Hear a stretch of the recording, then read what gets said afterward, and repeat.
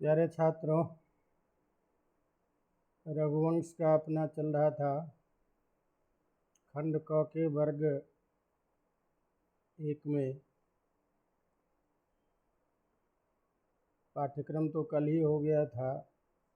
लेकिन ऐसा संयोग हुआ कि दोबारा पढ़ाना पड़ रहा है। पहले वाले कल के पाठ में आवाज़ ही नहीं पहुंच पाई आप लोगों तक, इसीलिए दोबारा फिर से करना पड़ रहा है, नहीं तो आज नया पाठ चालू करते। तो अपने रघुवंश में प्रथम सर्ग में चौथे श्लोक तक हम पढ़ लिए थे, जिसमें हिमालय पर्वत का वर्णन चल रहा था। और हिमालय पर्वत पर जैसे कि पूर्व प्रसंग में बताया, यह देवता की आत्मा है, अर्थात ये देवभूमि है। यहाँ सिद्ध महात्मा तपस्वी योगी साधना किया करते हैं। यहाँ यक्ष गंधर्व किन्नर आदि का भी वास है। यहाँ अनेक प्रकार के रत्न प्राप्त होते हैं, अनेक प्रकार की औषधियाँ हैं। तो इस तरह से हिमालय पर्वत की विशेषता को बताते हुए उसी प्रसंग में वहाँ जो अप्सराएं हैं उनकी क्रियाओं का वर्णन, उनकी विलासिता का वर्णन, वहाँ विद्याधर आदि जो देवयोनि विशेष के हैं उनकी स्त्रियों के द्वारा जो विलास आदि है उसका वर्णन, ये क्रमिक वर्णन करते हुए हिमालय पर्वत के आंतरिक स्वरूप का वर्णन चल रहा था, जिसमें हमने चौथे श्लोक में ये यहाँ तक पढ़ लिए थे कि यश्चाप्सरो विभ्रममण्डनानां सम्पादयित्रीं शिखरैर्बिभर्ति बलाहकच्छेद विभक्तरागाम् अकाल संध्यामिव धातुमत्ताम्। कि ऐसा लग रहा है कि बिना समय का ही संध्या काल का समय हो गया है। तो संध्या काल के समय बोध होने में कारण क्या है? तो हमने कहा था कि जैसे संध्या काल में जो सूर्य की किरणें होती है वो लालिमा से युक्त हो जाती है, तो वह लालिमा रंग से युक्त हिमालय पर्वत पर जो स्वरूप है वो कैसा है? तो नीले बादल है, मेघ है। मेघ में के रहने पर उस पर्वत पर जो अप्सराएं हैं, यश्च अप्सराएं रहती हैं, और उसके विभ्रम विलास के जो मंडन साधन सामग्री है, सिंदूर आदि विलास के अन्य जो साधन हैं, उन सभी को उत्पन्न करने वाली यह जो अप्सराओं की द्वारा की गई उस आभूषणों का किया गया जो प्रयोग है, उससे निकलने वाली जो रक्त आदि लालिमा है, वह जब वहाँ के औषधियों में व्याप्त है तो उससे निकलने वाली जो लालिमा की किरणें हैं, लाल किरणें हैं, और आकाश मेघमंडल की छाया पड़ रही है, तो उसका स्वरूप ऐसा लग रहा है कि मानो अकाल में ही संध्या का समय हो गया है। ये चर्चा करके इस श्लोक के माध्यम से ये बताया कि वहाँ हिमालय पर्वत पर अप्सराओं के द्वारा विलास की क्रीड़ा की जाती है। तो उसी बात को कहा था कि जो हिमालय अप्सराओं के विलास के साधनों को उत्पन्न करने वाली तथा मेघ के टुकड़ों को अपने रंग में मिला लेने से जो सिंदूर गैरिक आदि जो संपदा है, उस संपदा से उस रंग से रंगे होने के कारण असमय में ही प्रातःकाल संध्या का समय मालूम हो रहा है। ये वर्णन। अब आगे के श्लोक में कहते हैं, अगला श्लोक, आमेखलं संचरतां घनानां छायामधः सानुगतां निषेव्य उद्वेजिता वृष्टिभिराश्रयन्ते शृंगानि यस्ता तपवन्ति सिद्धाः। फिर से श्लोक देखिए, आमेखलं संचरतां घनानां छायामधः सानुगतां निषेव्य उद्वेजिता वृष्टिभिराश्रयन्ते शृंगानि यस्ता तपवन्ति सिद्धाः। अब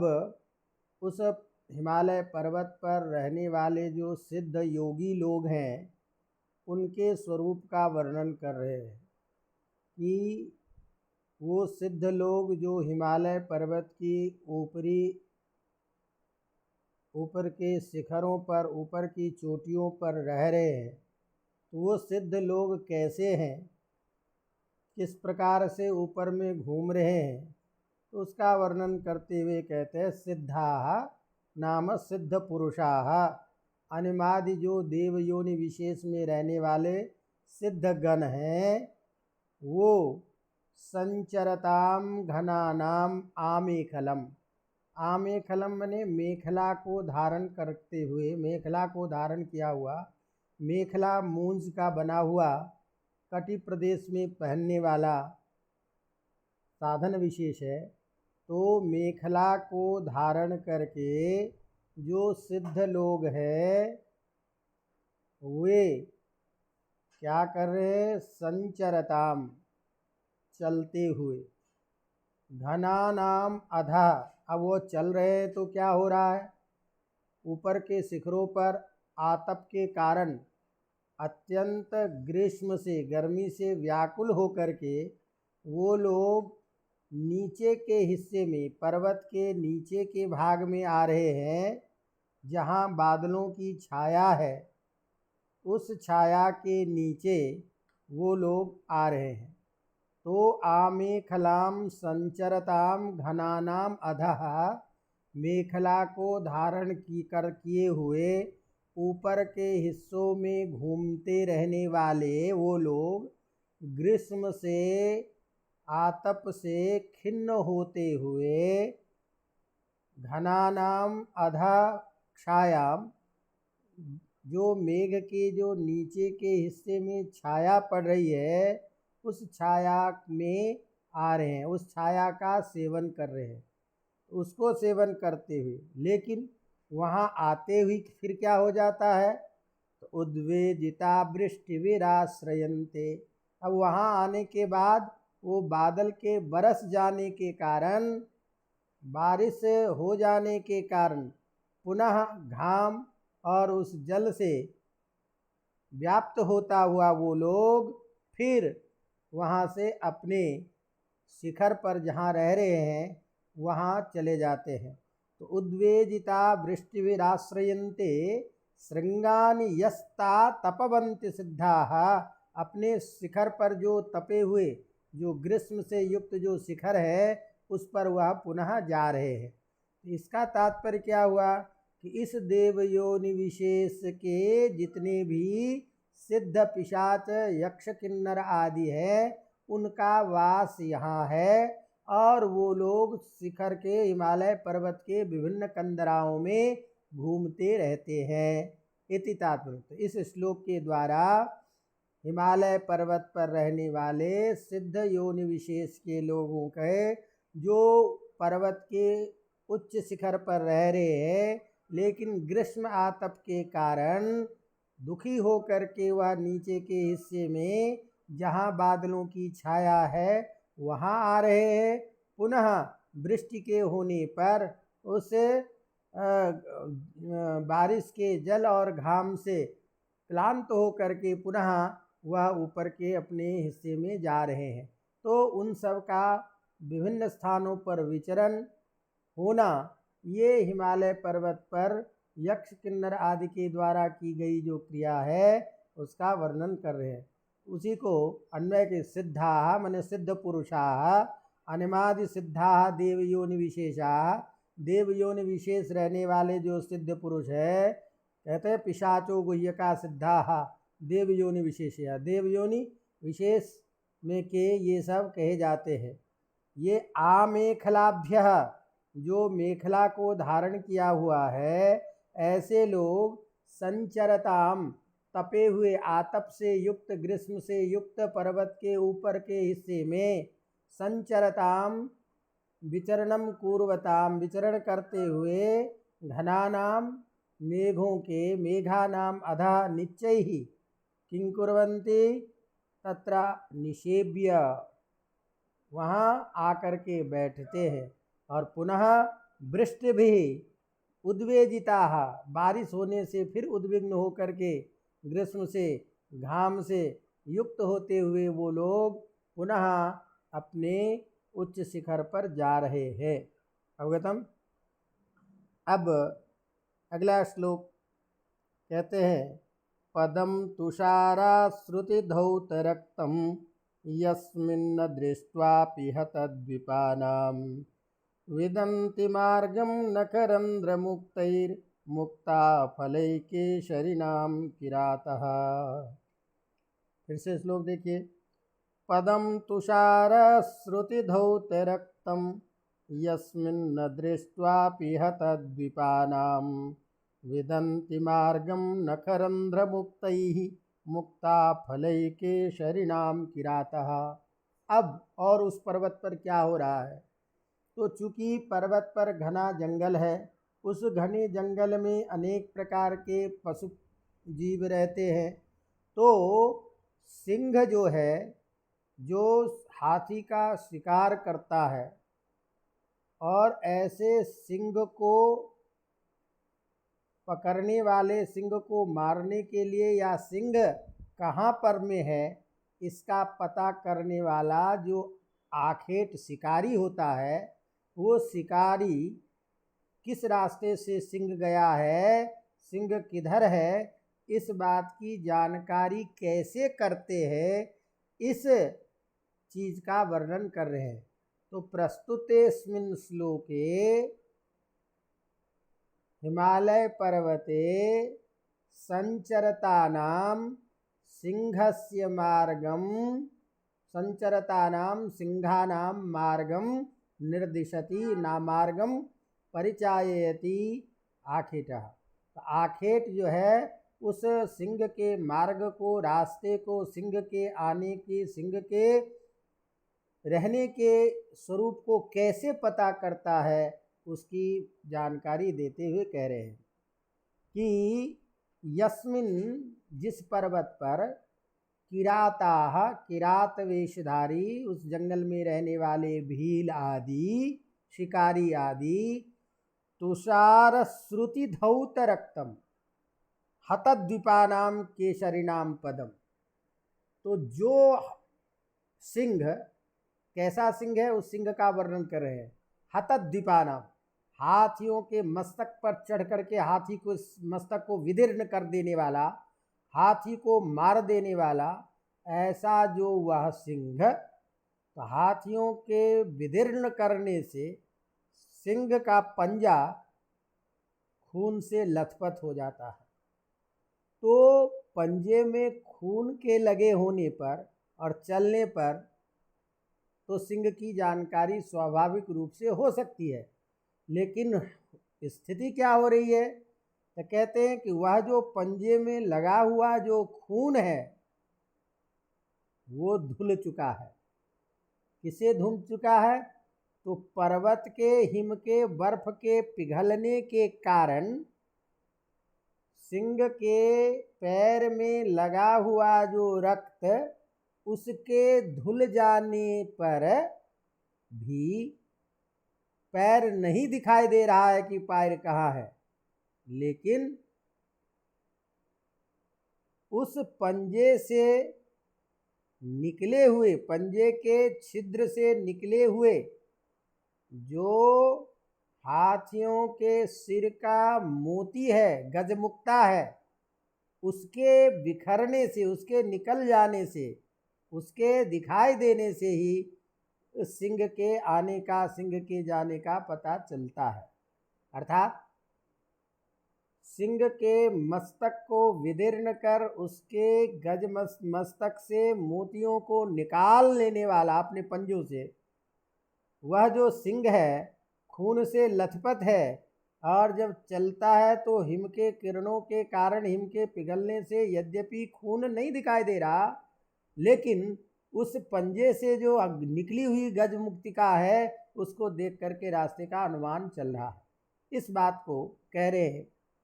यस्मिन किराताः, जिस पर्वत पर किरात लोग, तुषार श्रुति धौत रक्तम, तुषार के किरणों से, हिम के किरणों के कारण, बर्फ के पिघलने के कारण जो धौत मने धुल गया है रक्त कण जिसके, ऐसे हतद्वीपानाम, हाथियों को मारने वाले जो सिंह, उसके पैर को अदृष्ट्वापि, उसके पैर की छाप को या पैर को न देखे जाने पर भी, नखरंध्र मुक्तैः मुक्ताफलैः मार्गम विदन्ति, उसके नखदंत, नखरंध्र मुक्तैः, नाखूनों में जो छिद्र है, उस छिद्र से निकले हुए जो मुक्ताफल है, हाथियों के गजमस्तक के जो मोती है, उस मोतियों के द्वारा उस सिंह के मार्ग का पता करते हैं। मार्ग के जानकारी वह किरात लोग किया करते हैं। उसी बात कहते हैं कि पदम तुषा, पदम ने पैर, सिंह का पैर कैसा पैर है, तो तुषार श्रुति धौत रक्तम, जो हिम के पिघलने, हिम कणों के द्वारा, बर्फ के पिघलने से धुल गया है रक्त, लाल खून जिसका, ऐसे अस्मिन अदृष्ट्वापि, उसको बिना देखे भी, हतद्वीपानाम, हाथियों के मारने वाले जो ऐसे सिंह, उस सिंह के नखरंध्र मुक्तैर मुक्ताफलैः, नाखूनों के छिद्र भाग से, नख छिद्रैः निकसितानि यानि मुक्ताफलानि, तैहि मुक्ताफलैः, नख छिद्र से निकले गए जो हाथियों की मोती हैं, उस मोती के को देखकर, मोती के सहारे केशरिणाम पदम मार्गम विविदन्ति, उस सिंह के मार्गों का पता करते हैं। इस प्रकार वहाँ सिंह के द्वारा हाथियों का शिकार करना और आखेट के शिकारी के द्वारा इस सिंह के रहने का, सिंह के आने जाने का पता करना, यह सारा वर्णन, अर्थात कोल, भील इत्यादि, यक्ष गंधर्व इत्यादि सभी का आवास स्थान यह हिमालय है, इस बात को बता रहे हैं। अब आगे कह रहे हैं, न्यस्ताक्षरा धातुरसेन यत्र भूर्यत्वचा कुञ्जरबिन्दुशोणाः व्रजन्ति विद्याधर सुन्दरीनाम् अनंगलेखक्रियोपयोगम्। फिर से 7वां श्लोक, न्यस्ताक्षरा धातुरसेन यत्र भूर्यत्वचा कुञ्जरबिन्दुशोणाः व्रजन्ति विद्याधर सुन्दरीनाम् अनंगलेखक्रियोपयोगम्। अब जो उस पर्वत पर रहने वाली जो विद्याधर आदि देवयोनि विशेष के की स्त्रियां हैं, उन स्त्रियों के द्वारा यक्ष किन्नर के विरह में किस प्रकार कार्य किए जा रहे हैं, इस चीज का वर्णन कर रहे हैं। अर्थात विद्याधर आदि के स्त्रियों के द्वारा किए जाने वाले कार्यों का वर्णन, उसकी दशा, उसकी स्थिति का वर्णन इस श्लोक में कर रहे हैं। तो कहते हैं न्यस्ताक्षरा धातुरसेन यत्र, यत्र जिस पर्वत पर, जिस हिमालय पर्वत की कंदराओं में धातु रसेन, धातु के रस, धातु बने जो औषधियाँ है, जो हमने पहले बताया कि अप्सराओं के जो आभूषण आदि के साधन है सिंदूर आदि, तो धातु का अर्थात सिंदूर आदि आभूषण से युक्त जो आभूषण के साधन हैं, उन धातु रसों से सिंदूर आदि के द्वारा जो द्रव मने घोल करके घुले हुए ऐसे सिंदूर आदि के द्वारा क्या किए हैं, न्यस्ताक्षरा। तो न्यस्ताक्षरा मने, न्यस्त मने लिखे गए हैं अक्षर जिनके, कहाँ, कुंजर विंदुशोनाः, कुंजर कहते हैं हाथी का, तो हाथियों के सूंड के ऊपर, हाथी के शरीर के ऊपर जो सिंदूर आदि के द्वारा बिंदु चित्र आदि बनाए गए हैं, तो वह जो सिंदूर है द्रवीभूत जो घोला हुआ है जिससे चित्र बना रहे हैं, वो किस पर है, भूर्जत्वचः, भोजपत्र के ऊपर में। तो भोजपत्र, जिस भोजपत्र के ऊपर में सिंदूर आदि द्रव्य के द्वारा हाथी के ऊपर में, हाथी के शरीर पर, सूंड आदि पर बिंदु चित्र बनाए गए हैं, वही भोजपत्र, वही सिंदूर आदि जो द्रव पदार्थ है, वो क्या हो रहा है, सुंदरी नाम, विद्याधर सुंदरी नाम अनंग लेखक क्रिया उपयोगम ब्रजंती। विद्याधर की जो सुंदरियां हैं, स्त्रियां हैं, वो सब उसी रंग को अब अनंग लेखक क्रिया उपयोगम ब्रजंती, अपने स्वयं जो काम से पीड़ित है, विरहजन्य अपनी अवस्था को उसी रंग से लिखने पर, लिखने के रूप में काम कर रहे हैं। उस भोजपत्र को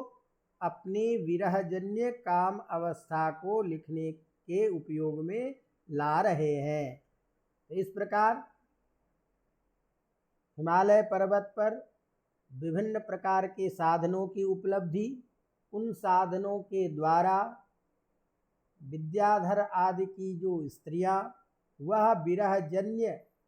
अपने कष्ट को पत्र के माध्यम से उस पर अपने विचार को, अपनी स्थिति दशा को लिखने के रूप में उसका उपयोग कर रही है, इति तात्पर्य। तो यत्र अन्वय के द्वारा देखिए, यत्र जहाँ पर, जिस पर्वत पर, जस्मिन हिमालय पर्वते धातुरसेन सिंदूर आदि द्रव्येन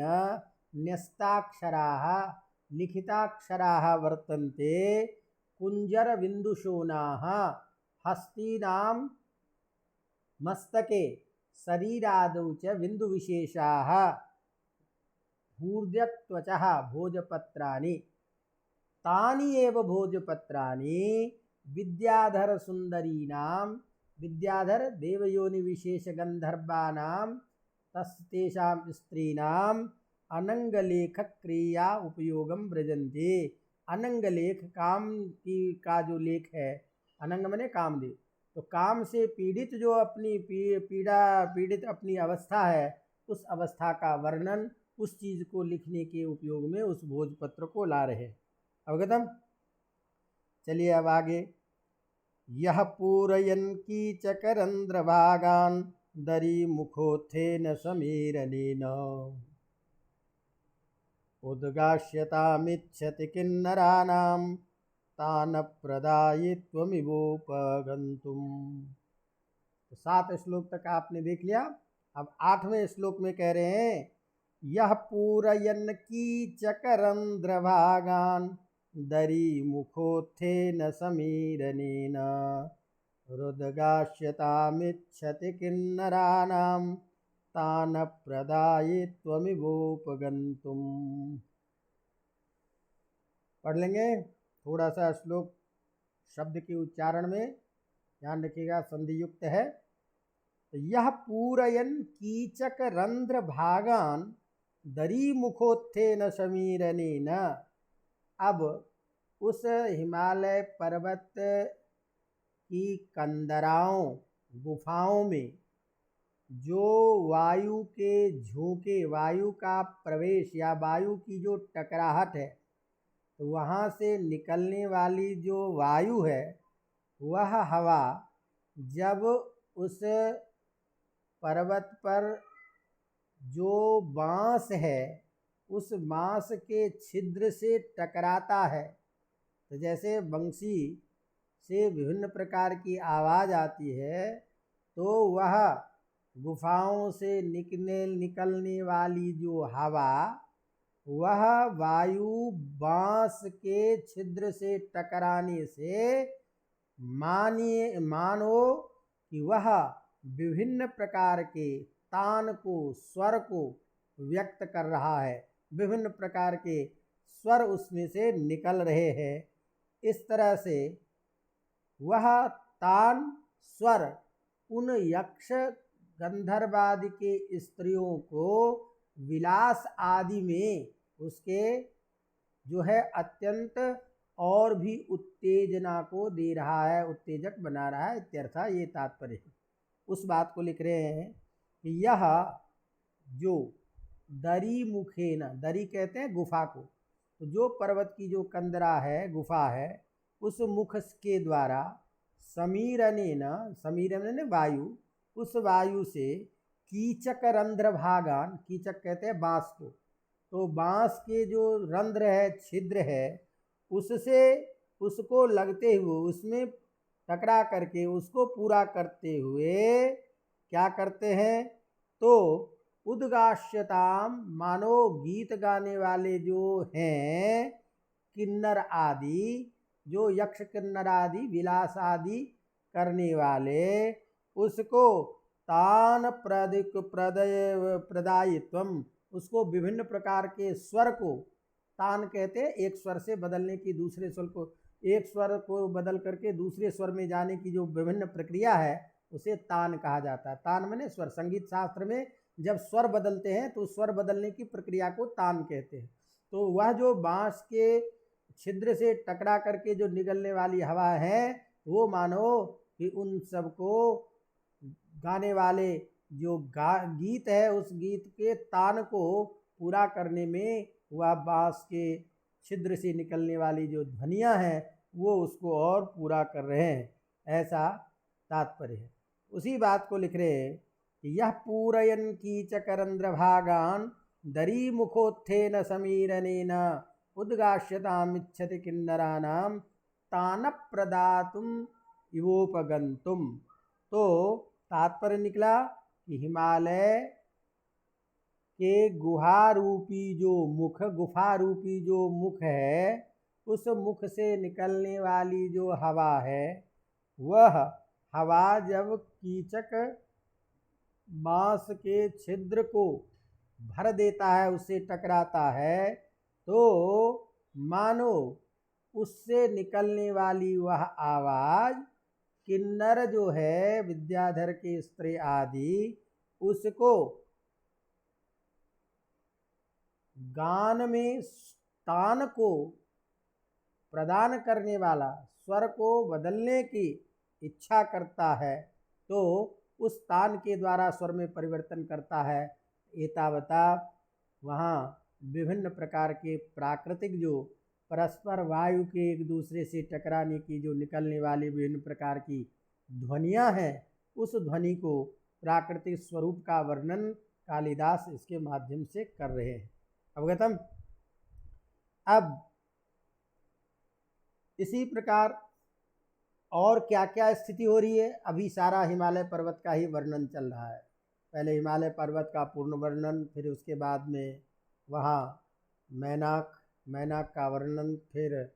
मैनाक और हिमालय की परस्पर बातचीत और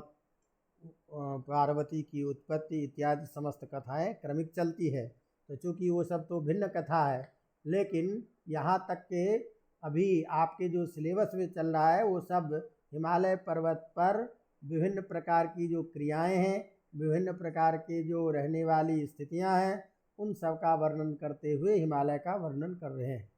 अवगतम। अब अगला श्लोक कहते हैं, कपोलकण्डुः करभिर्विनेतुं विघट्टितानां सरलद्रुमाणां यत्र स्थिता। अवगतम, ये है ना। हाँ, कपोलकण्डुः करभिर्विनेतुं विघट्टितानां सरलद्रुमाणां यत्र स्नुतक्षीरतया प्रसूतः सानु निगंध सुरभि करोति।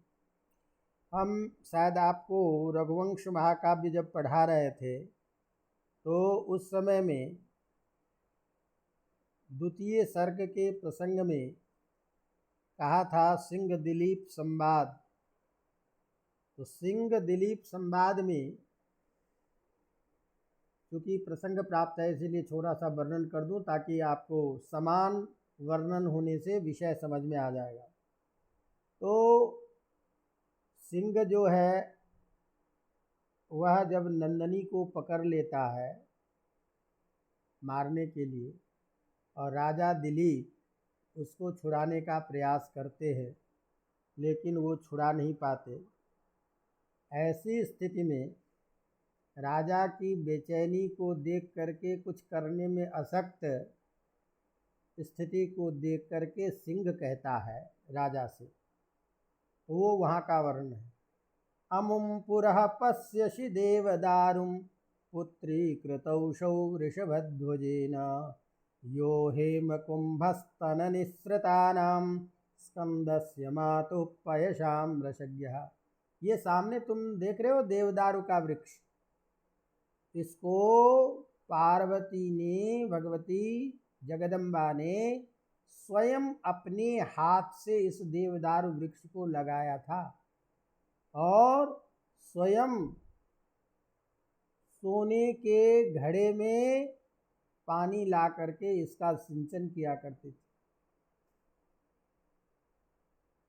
तो ये उन्हीं का लगाया हुआ देवदारू वृक्ष है। लेकिन क्या हुआ, कंडूयमानेन कटम कदाचित् वन्यद्वीपेनोन्मथितात्वगस्य अथैकमद्रेस्तनया सुशोच सेनान्यमालीडमिवासुरास्त्रैः। ये जो जंगली हाथी है, उस जंगली हाथी के गर्दन में खुजलाहट हुई। तो गर्दन में खुजली होने के कारण अपनी खुजली मिटाने के लिए इसी देवदार वृक्ष के चमड़े से, देवदार वृक्ष के ऊपर में इससे अपनी गर्दन को खुजला दिया। अब उस गर्दन के खुजलाने से हुआ क्या कि देवदार के जितने भी चमड़े हैं ऊपर वाले छाल, वो सारे निकल गए, छत बिछत हो गया। उसको देख करके पार्वती जी वैसी ही दुखी हो गई जैसे कार्तिकेय को शत्रुओं के द्वारा बाण लगने पर वो दुखी हुई थी। तो इसी देवदारू वृक्ष की रक्षा करने के लिए मैं यहाँ हूँ, और मैं कौन हूँ क्या हूँ इसका परिचय फिर देता है। तो जैसे वहाँ उस देवदारू वृक्ष के महत्व, उस पार्वती के द्वारा इसको रक्षा किए जाने, इसको संचित किए जाने की बात कह करके देवदार वृक्ष के महत्व को बताया, उसी तरह से हिमालय पर्वत पर रहने वाला जो यह देवदारू का वृक्ष, जो विभिन्न प्रकार के औषधियों में काम आता है, इस देवदारू के वृक्ष की जो उसी वहाँ के जंगली हाथियों के द्वारा जो दुर्दशा की गई है, उसी चीज का वर्णन यहाँ भी कर रहे हैं इस प्रसंग में, इस प्रस्तुत श्लोक में। उसी बात को कह रहे हैं कि कपोल कंडुः करिभिर्विनेतुं विघट्टितानां शरलद्रुमाणां यत्र स्नोत क्षीरतया प्रसूतः सानु निगंध सुरभि करोति। यह पूरा का पूरा जो हिमालय का प्रदेश है या जंगल है या जो गुफा है, सभी ये क्या हो रहा है, अत्यंत सुगंधित हो रहा है, सुगंध से युक्त है। क्यों सुगंध से युक्त है? उसी देवदारू के वृक्ष से निकलने वाले दूध की खुशबू से, उस देवदारू वृक्ष से टपकने वाले जो रस है, दूध है, उस दूध के गंध से, गंध मतलब सुगंध है, तो उस सुगंध से संपूर्ण जंगल का वातावरण सुगंधित है। ऐसा सुगंध से युक्त संपूर्ण वह कंदराएं, गुफाएं, वृक्ष का, वो पर्वत का भाग है इत्यर्थ। इस बात को कहने के लिए कैसे, कपोल कंडुः, यत्र, जहाँ पर, जिस पर, हिमालय पर्वत पर, करिभिः, करिभिः माने हाथियों के द्वारा, कपोल कंडुः विनेतुम, यहाँ गर्दन न बता करके कपोल बता रहे, गाल, तो हाथियों के गाल में, कान के पास में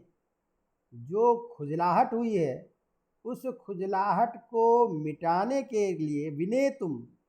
विघट्टितानाम सरलद्रुमाणाम, ये जो सरलद्रुम है, जो यह देवदारू का वृक्ष है, यह जो महौषधि के रूप में प्रयोग होने वाला जो देवदारू का वृक्ष है, उसके विघट्टितानाम, उसके जो छिले हुए जो चमड़े हैं, त्वक, उस चमड़े के, उस छाल के विघटित हो जाने के कारण उससे जो निकलना वाला, तत्र स्नूत क्षीरतया, स्नूत माने पिघलना, निकलना, तो उसमें से जो निकलने वाले जो क्षीर के समान जो उसका रस है, क्षीरतया प्रसूतः सानु निगंधा सुरभि करोति, सारे उस पर्वत खंड को सुगंधित बना दिया है, सारे शिलाओं को मानो सुगंध से युक्त कर दिया है। अर्थात उस देवदारू के वृक्ष से टपकने वाले दूध की खुशबू से, रस की खुशबू से संपूर्ण वहाँ का वातावरण सुगंधित हो रहा है। तो उसी बात पर, यत्र, जहाँ पर, करिभिः कपोल कंडुः विनेतुम, कपोलस्य कंडूर गगन विदले स्थान विनेतुम अपनेतुम अपसमयितुम विघट्टितानाम सरलद्रुमाणाम, तो सरलद्रुमः देवदारू वृक्ष, तो जिस देवदारू के वृक्ष के चमड़े से के छिल जाने से जो टपकने वाले जो दूध है, उस दूध से, निकले हुए दूध से उत्पन्न गंध जिस पर्वत के शिखरों को सुगंधित कर दिया है। अवगतम। तो सारांश यहाँ निकला, इस श्लोक में जंगली हाथियों के द्वारा अपने गाल की खुजलाहट को मिटाने के लिए देवदारू के वृक्ष को जो क्षत विक्षत कर दिया गया है, उस देवदारू वृक्ष से निकलने वाले दूध की खुशबू से, गंध से संपूर्ण यह पर्वतखंड दुखी, वो सुगंधित हो रहा है इत्यर्थ। अब कहते हैं उसी तरह से अगला, वनेचराणां वनिता सखानां दरीगृहोत्सङ्गनिषक्तभाषः भवन्ति यत्रौषधयो रजन्याम् अतैलपूरा सुरभि प्रसन्नाः सुरतप्रदीपाः। अब ये 10वां श्लोक आपका अंतिम। इस अंतिम श्लोक में वहाँ पर वही पर्वत पर जो वनेचरों की जो स्त्रियां हैं, वनेचर के साथ में रह रहे हैं, उन सब के आपस की सुरत क्रीड़ा जो है, जो परस्पर एक दूसरे के साथ रहते हुए जो आनंद का अनुभव है, उसका वर्णन इस श्लोक के द्वारा कर रहे हैं कि वनिचराणां वनिता सखानां दरीगृहोत्सङ्गनिषक्तभाषः भवन्ति यत्रौषधयो रजन्याम् अतैलपूराः सुरतप्रदीपाः। वनिचराणां वनिता सखानां दरीगृहोत्सङ्गनिषक्तभाषः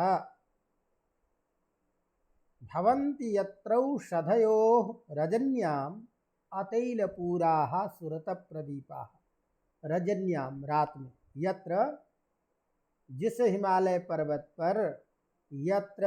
जहाँ पर में, जिस हिमालय पर्वत की कंदराओं में, रजन्याम रात में, दरी गृहोत्संग निषक्त मानसः, दरी गृह कहते हैं गुफा को, वही दरी ही है घर जिसका,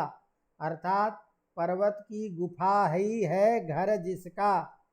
ऐसे उस पर्वत की गुफाओं में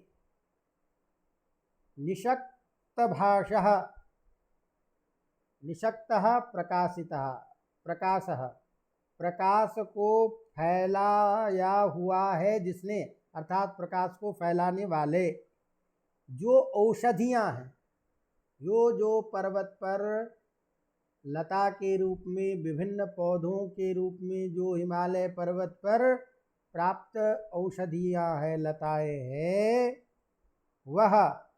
वनिता सखानाम वनिचरानाम, वनिता सख के साथ अपने अपने सहचरी के साथ रहने वाले जो जंगल, उस पर्वत पर रहने वाले वनिचर, उस वनिचर को वह जो सुगंधित हवाएं हैं वह उनके मन को और अत्यंत उत्साहित कर रहा है।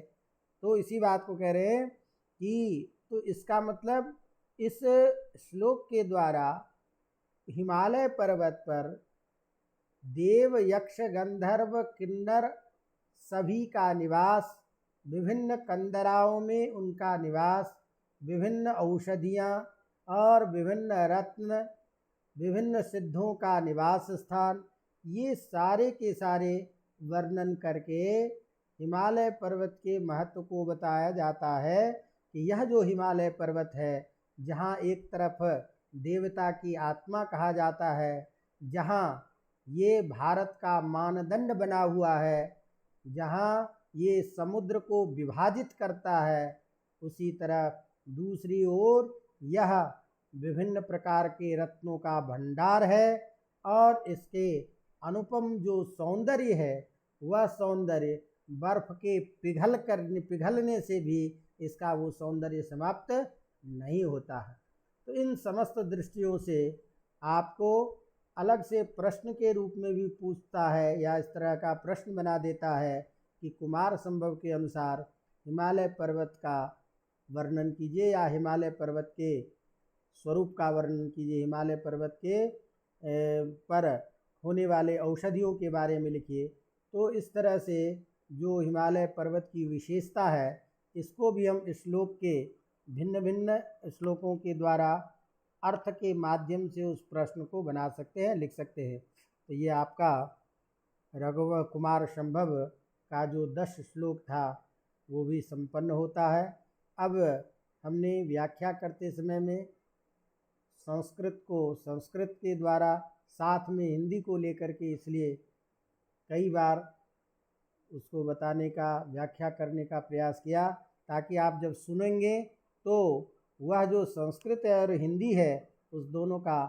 तालमेल यदि आपके दिमाग में बैठ जाए तो उसको आप संस्कृत में लिख सकते हैं। तो इस तरह से यह एक प्रसंग समाप्त होता है और इसी के साथ खंड क का जो वर्ग 1 है उसके तीनों ग्रंथ जिसके 10-10 श्लोक हमको पढ़ने थे, वो श्लोक का पाठ्यक्रम पूरा होता है। अब हम आगे के खंडों में द्वितीय जो ग्रुप है जिसमें ईशावास्योपनिषद है, तो श्रीमद् भगवद गीता है, वाल्मीकि रामायण का सुंदरकांड है, तो इसके जो श्लोक निर्धारित हैं उसकी क्रमिक चर्चा करेंगे। आप लोग बार बार इसको सुनते रहिए, आगे इसको बढ़ाएं न बढ़ाएं लेकिन जितने भी इसको पढ़ रहे हैं वो कम से कम गंभीरतापूर्वक इसको लें, क्योंकि आप लोगों के लिए ही ये प्रयास चल रहा है। बाकी वही है जो सो राम रचि राखा, होना तो वही होगा जो होगा, लेकिन मैं कम से कम इस बात के लिए संतुष्ट हूँ कि आप लोगों के लिए जो मुझे करना चाहिए वो मैं कर रहा हूँ। बाकी आप अपना मूल्यांकन अपनी तैयारी का करते हुए पाठ्यक्रम को देखते रहें। इसी के साथ धन्यवाद। इसको बंद करते हैं, फिर अपन कल मिलेंगे।